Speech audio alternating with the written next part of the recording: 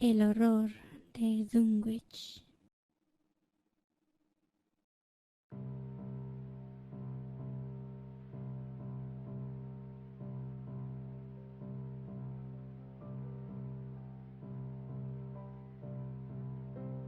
Cuando el que viaja por el norte de la región central de Massachusetts se equivoca de dirección al llegar al cruce de la carretera de Aylesbury, nada más pasar Dean's Corner, verá que se adentra en una extraña y apenas poblada comarca. El terreno se hace más escarpado y las paredes de piedra cubiertas de maleza van encajonando cada vez más el sinuoso camino de tierra. Los árboles de los bosques son allí de unas dimensiones excesivamente grandes, y la maleza, las zarzas y las hierbas alcanzan una frondosidad rara vez vista en las regiones habitadas. Por el contrario, los campos cultivados son muy escasos y áridos, mientras que las pocas casas diseminadas a lo largo del camino presentan un sorprendente aspecto uniforme de decrepitud, suciedad y ruina, sin saber exactamente por qué. Uno no se atreve a preguntar nada a las arrugadas y solitarias figuras que, de cuando en cuando, se ve escrutar desde puertas medio derruidas o desde pendientes y rocosos prados. Esas gentes son tan silenciosas y hurañas que uno tiene la impresión de verse frente a un recóndito enigma del que más vale no intentar averiguar nada. Y ese sentimiento de extraño desasosiego se recrudece cuando, desde un alto del camino, se divisan las montañas que se alzan por encima de los tupidos bosques que cubren la comarca.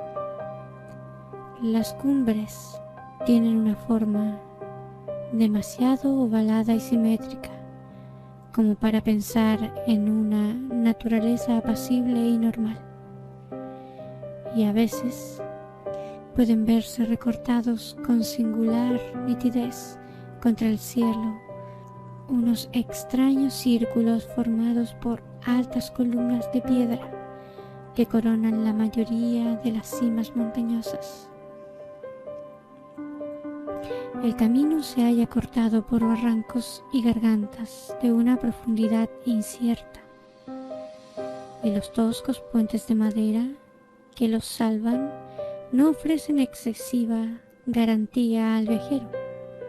Cuando el camino inicia el descenso, se atraviesan terrenos pantanosos que despiertan instintivamente una honda repulsión, y hasta llega a invadirle al viajero una sensación de miedo cuando, al ponerse el sol, invisibles chotacabras comienzan a lanzar estridentes chillidos y las luciérnagas, en anormal profusión, se aprestan a danzar al ritmo bronco y atrozmente monótono del horrisono croar de los sapos. Las angostas y resplandecientes aguas del curso superior del Miskatonic adquieren una extraña forma serpenteante mientras discurren al pie de las abovedadas cumbres montañosas entre las que nace. A medida que el viajero va acercándose a las montañas, repara más en sus frondosas vertientes que en sus cumbres coronadas por altas piedras.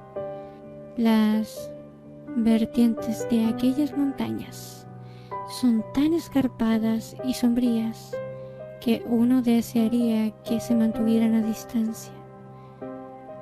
Pero tiene que seguir adelante, pues no hay camino que permita eludirlas. Pasado un puente cubierto, puede verse un pueblecito que se encuentra agazapado entre el curso del río y la ladera cortada a pico de Round Mountain. Y el viajero se maravilla ante aquel puñado de techumbres de estilo holandés en ruinoso estado, que hacen pensar en un periodo arquitectónico anterior al de la comarca circundante. Y cuando se acerca más, no resulta nada tranquilizador comprobar que la mayoría de las casas están desiertas y medio derruidas, y que la iglesia, con el capitel quebrado, alberga ahora el único y destartalado establecimiento mercantil de toda la aldea. El simple paso del tenebroso túnel del puente infunde ya cierto temor, pero tampoco hay manera de evitarlo. Una vez atravesado el túnel, es difícil que a uno no le asalte la sensación de un ligero hedor al pasar por la calle principal y ver la descomposición y la mugre acumulada a lo largo de los siglos. Y siguiendo el angosto camino que discurre al pie de las montañas, cruzar las llanuras que se extienden una vez traspuestas las cumbres montañosas hasta volver a desembocar en la carretera de Aylesbury. Una vez allí, es posible que el viajero se entere de que ha pasado por Dunwich. Apenas se ven forasteros en Dunwich, y tras los horrores padecidos en el pueblo, todas las señales que indicaban cómo llegar hasta él han desaparecido del camino. No obstante, ser una región de singular belleza, según los cánones estéticos en boga, no atrae para nada a artistas ni a veraneantes. Hace 2 siglos, cuando a la gente no se le pasaba por la cabeza reírse de las brujerías, cultos satánicos o siniestros seres que poblaban los bosques, daba muy buenas razones para evitar el paso por la localidad. Pero en los racionales tiempos que corren, silenciado el horror que se desató sobre Dunwich en 1928 por quienes procuran por encima de todo el bienestar del pueblo y del mundo, la gente elude el pueblo sin saber exactamente por qué razón. Quizás el motivo de ello radique, aunque no puede aplicarse a los forasteros desinformados, en que los naturales de Dunwich se han degradado de forma extrañamente repulsiva, habiendo rebasado con mucho esa senda de regresión tan común a muchos apartados rincones de Nueva Inglaterra. Los vecinos de Dunwich han llegado a constituir un tipo racial propio, con estigmas físicos y mentales de degeneración y endogamia bien definidos. Su nivel medio de inteligencia es increíblemente bajo, mientras que sus anales despiertan un apestoso hedor a perversidad y a asesinatos semi-encubiertos, a incesto y a infinidad de actos de indecible violencia y maldad. La aristocracia local, representada por los 2 o 3 linajes familiares que vinieron procedentes de Salem en 1692, han logrado mantenerse algo por encima del nivel general de degeneración, aunque numerosas ramas de tales linajes acabaron por sumirse tanto entre la sórdida plebe, que solo restan sus apellidos como recordatorio de origen de su desgracia. Algunos de los Wadley y de los Bishop siguen aún enviando a sus primogénitos a Harvard y Miskatonic, pero los jóvenes que se van rara vez regresan a las semiderruidas techumbres de estilo holandés, bajo las que tanto ellos como sus antepasados nacieron y crecieron. Nadie, ni siquiera quienes conocen los motivos por los que se desató el reciente horror, pueden decir qué le ocurre a Dunwich, aunque las viejas leyendas aluden a idolátricos ritos y cónclaves de los indios, en los que invocaban misteriosas figuras provenientes de las grandes montañas rematadas en forma de bóveda, al tiempo que oficiaban salvajes rituales contestados por estridentes crujidos y fragores sólidos del interior de las montañas. En 1747,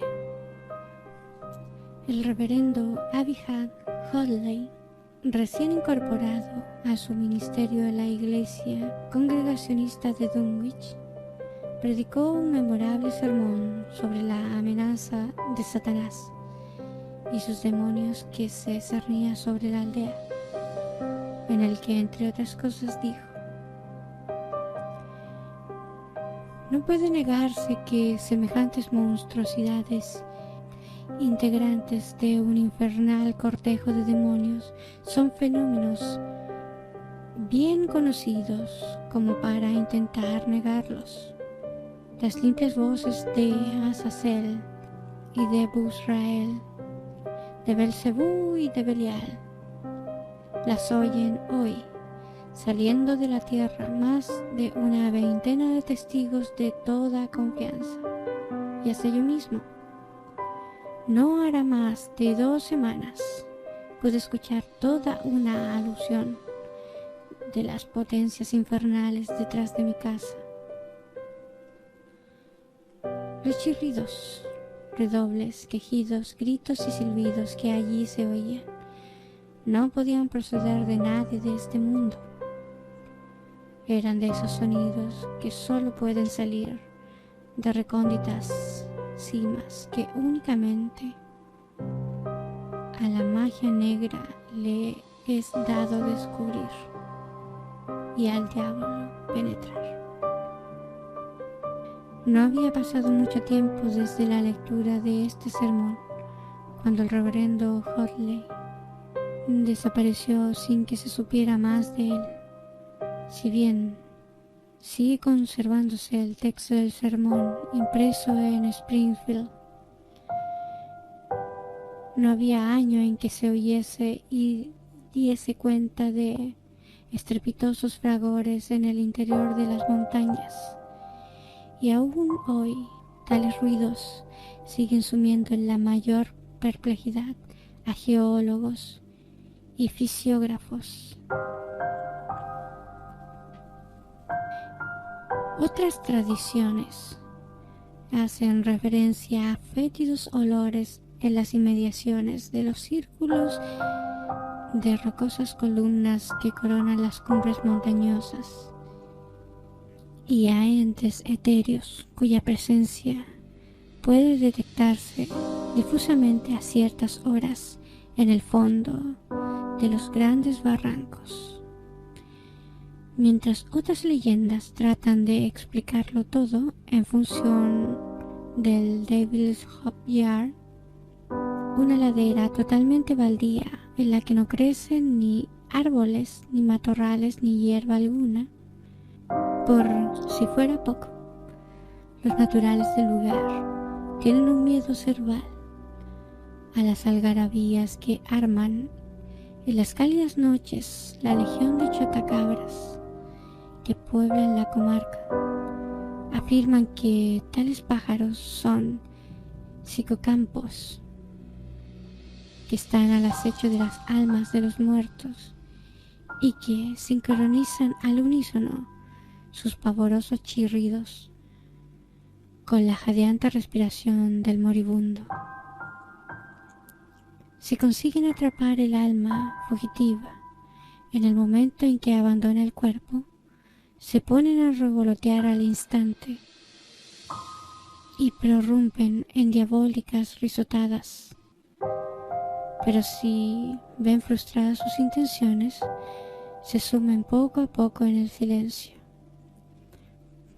Claro está que dichas historias ya no se oyen y no hay quien crea en ellas, pues datan de tiempos muy antiguos.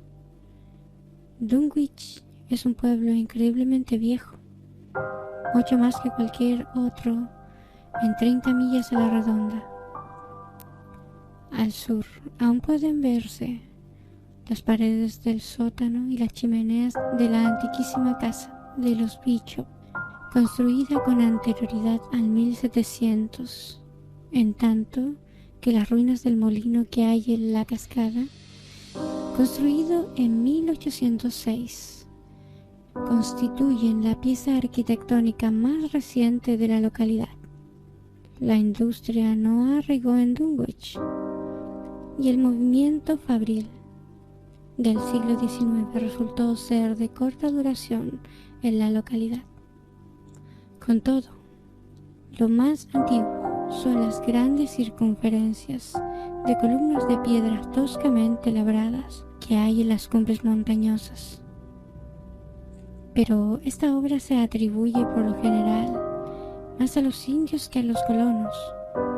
Restos de cráneos y huesos humanos hallados en el interior de dichos círculos y en torno a la gran roca en forma de mesa de Sentinel's Hill apoyan la creencia de que tales lugares fueron en otra época enterramiento de los indios Pamukktu, aun cuando numerosos etnólogos, obviando la práctica imposibilidad de tan disparatadas teorías, siguen empeñados en creer que se trata de restos caucásicos. Capítulo 2.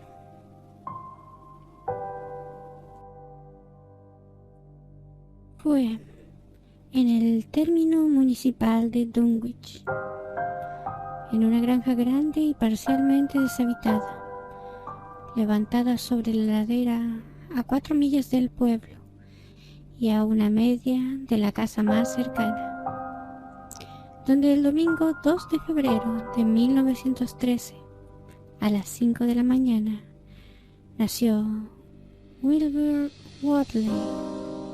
La fecha se recuerda porque era el día de la Candelaria, que los vecinos de Dunwich curiosamente observan bajo otro nombre, y además por el fragor de los ruidos que se oyen en la montaña y por el alboroto de los perros de la comarca que no cesaron de ladrar en toda la noche. También cabe hacer notar, aunque ello tenga menos importancia, que la madre de Wilbur pertenecía a la rama degradada de los Wadler. Era una albina de 35 años de edad, un tanto deforme y sin el menor atractivo, que vivía en compañía de su anciano y medio enloquecido padre, de quien durante su juventud corrieron los más espantosos rumores sobre actos de brujería.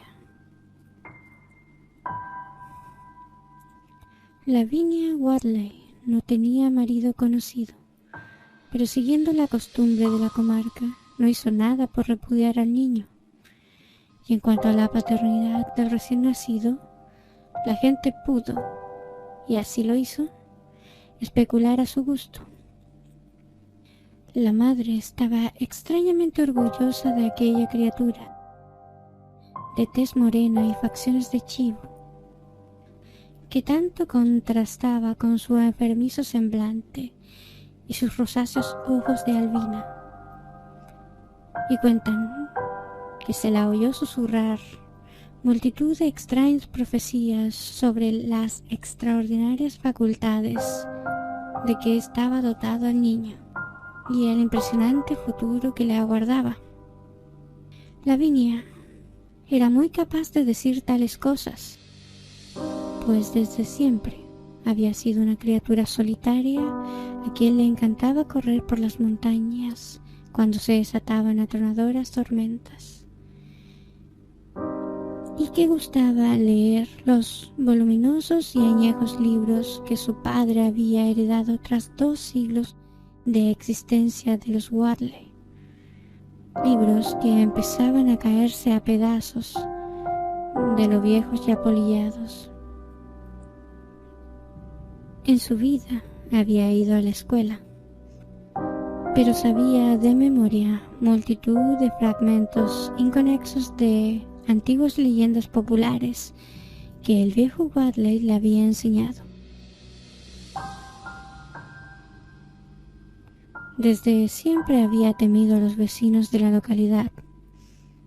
La solitaria granja, a causa de la fama de brujo del viejo Wadley y la inexplicable muerte violenta que sufrió su mujer cuando Lavinia apenas contaba 12 años, no contribuyó en nada a hacer popular el lugar. Siempre solitaria y aislada en medio de extrañas influencias, Lavinia gustaba de entregarse a las visiones alucinantes y grandiosas, a la vez que a singulares ocupaciones. Su tiempo libre apenas se veía reducido por los cuidados domésticos, en una casa en que ni los menores principios de orden y limpieza se observaban desde hace tiempo. La noche en que Wilbur nació, pudo oírse un grito espantoso que retumbó incluso por encima de los ruidos de la montaña y de los ladridos de los perros. Pero, que se sepa, ni médico ni comadrona alguna estuvieron presentes en su llegada al mundo. Los vecinos no supieron nada del parto hasta pasada una semana, en que el viejo Wadley recorrió en su trineo el nevado camino que separaba su casa de Dunwich y se puso a hablar de forma incoherente a un grupo de aldeanos reunidos en la tienda de Osborne. Parecía como si se hubiera producido un cambio en el anciano, como si un elemento subrepticio nuevo se hubiese introducido en su obnubilado cerebro, transformándole de objeto en sujeto de temor. Aunque, a decir verdad,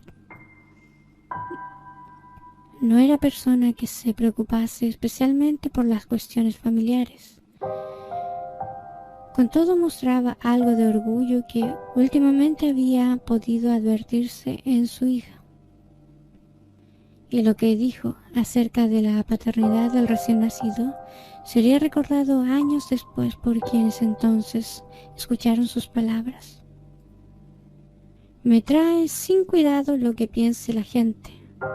Si el hijo de Lavinia se parece a su padre, será bien distinto de cuanto puede esperarse. No hay razones para creer que no hay otra gente que la que se ve por estos aledaños. Lavinia ha leído y ha visto cosas que la mayoría de vosotros ni siquiera sois capaces de imaginar.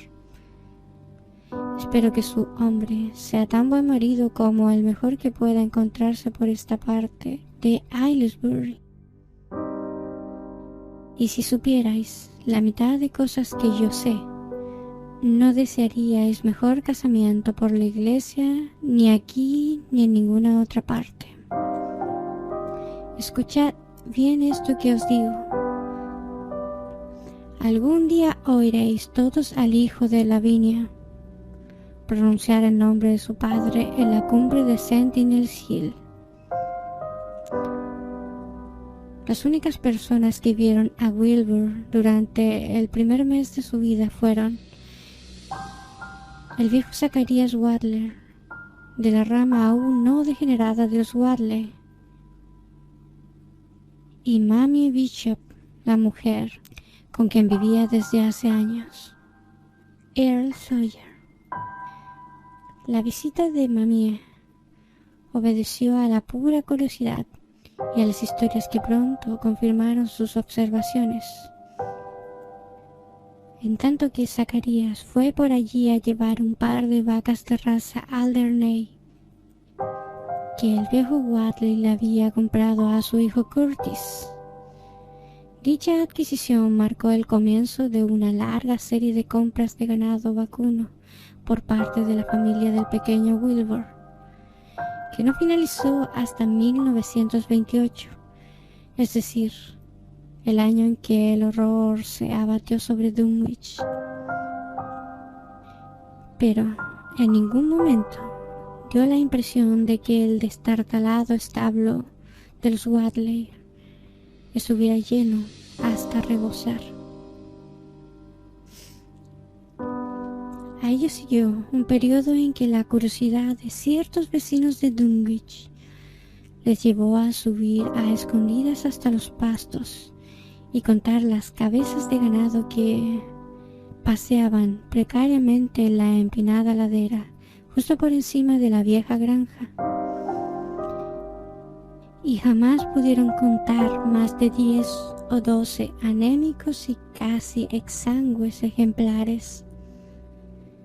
Debía ser una plaga o enfermedad, originada quizás en los insalubres pastos o transmitida por algún hongo o madera contaminada del inmundo establo, lo que producía tan crecida mortalidad entre el ganado de los Wadley. Extrañas heridas o llagas, semejantes a incisiones, parecían cebarse las vacas que podían verse paseando por aquellos contornos, y una o dos veces en el curso de los primeros meses de vida de Wilbur, algunas personas que fueron a visitar a los Wadley creyeron ver llagas similares en la garganta del anciano canoso y sin afeitar, y en la de su desaliñada y desgreñada hija Alvina. En la primavera que siguió al nacimiento de Wilbur, Lavinia reanudó sus habituales correrías por las montañas, llevando en sus desproporcionados brazos a una criatura de tez oscura. La curiosidad de los aldeanos hacia los Wadley remitió tras ver el retoño, y a nadie se le ocurrió hacer el menor comentario sobre el portentoso desarrollo del recién nacido, visible de un día para otro. La realidad es que Wilbur crecía a un ritmo impresionante, pues a los 13 meses había alcanzado ya una talla y fuerza muscular que raramente se observaba en niños menores de 1 año. Sus movimientos y hasta sus sonidos vocales mostraban una contención y una ponderación muy singulares en una criatura de su edad. Y prácticamente nadie se asombró cuando, a los 7 meses, comenzó a andar sin ayuda alguna, con pequeñas vacilaciones que al cabo de un mes habían desaparecido por completo. Al poco tiempo, exactamente la víspera de Todos los Santos, pudo divisarse una gran hoguera a medianoche en la cima de Sentinel Hill, allí donde se levantaba la antigua piedra con forma de mesa, en medio de un tumulto de antiguas osamentas. Por el pueblo corrieron toda clase de rumores a raíz de que Silas Bishop, de la rama no degradada de los Bishop, dijese haber visto al chico de los Wadley subiendo a toda prisa la montaña delante de su madre. Justo una hora antes de advertirse las llamas, Silas andaba buscando un ternero extraviado, pero casi olvidó la misión que le había llevado allá al divisar fugazmente, a la luz del farol que portaba, a las dos figuras que corrían montaña arriba. Madre e hijo se deslizaban sigilosamente por entre la maleza, y Silas, que no salía de su asombro, creyó ver que iban enteramente desnudos. Al recordarlo posteriormente, no estaba del todo seguro por cuanto al niño respecta, y cree que es posible que llevase una especie de cinturón con flecos y un par de calzones o pantalones de color oscuro. Lo cierto es que Wilbur nunca volvió a vérsele, al menos vivo en estado consciente, sin toda su ropa encima y ceñidamente abotonado. Y cualquier desarreglo, real o supuesto, en su indumentaria parecía irritarle muchísimo. Su contraste con el escuálido aspecto de su madre y de su abuelo era tremendamente marcado, algo que no se explicaba del todo hasta 1928, año en que el horror se abatió sobre Dunwich. Por el mes de enero, entre los rumores que corrían por el pueblo, se hacía mención de que el rapaz negro de Lavinia había comenzado a hablar cuando apenas contaba 11 meses. Su lenguaje era impresionante, tanto porque se diferenciaba de los acentos normales que se oían en la región, como por la ausencia de balbuceo infantil, apreciable en muchos niños de 3 y 4 años. No era una criatura parlanchina, pero cuando se ponía a hablar parecía expresar algo inapreciable y totalmente desconocido para los vecinos de Dunwich. La extrañeza no radicaba en cuanto decía, ni en las sencillas expresiones a las que recurría, sino que parecía guardar una vaga relación con el tono o con los órganos vocales productores de los sonidos silábicos. Sus facciones se caracterizaban asimismo por una nota de madurez, pues si bien tenía en común con su madre y abuelo la falta de mentón, la nariz firme y precozmente perfilada, junto con la expresión de los ojos, grandes, oscuros y de rasgos latinos, hacían que pareciera casi adulto y dotado de una gran inteligencia fuera de lo común. Pese a su aparente brillantez, era, empero, rematadamente feo. Desde luego, algo de chotuno o animal había en sus carnosos labios, en su tez amarillenta y porosa, en su áspero y desgreñado pelo, y en sus orejas increíblemente alargadas. Pronto la gente empezó a sentir aversión hacia él, de forma incluso más marcada que hacia su madre y su abuelo, y todo cuanto sobre él se aventuraban a decir se hallaba salpicado de referencias al pasado de brujo del viejo Wadler y a cómo retumbaban las montañas cuando profirió a pleno pulmón el espantoso nombre de Yog-Sothoth, en medio de un círculo de piedra y con un gran libro abierto entre sus manos. Los perros se enfurecían ante la sola presencia del niño, hasta el punto de que continuamente se veían obligados a defenderse de sus amenazantes ladridos.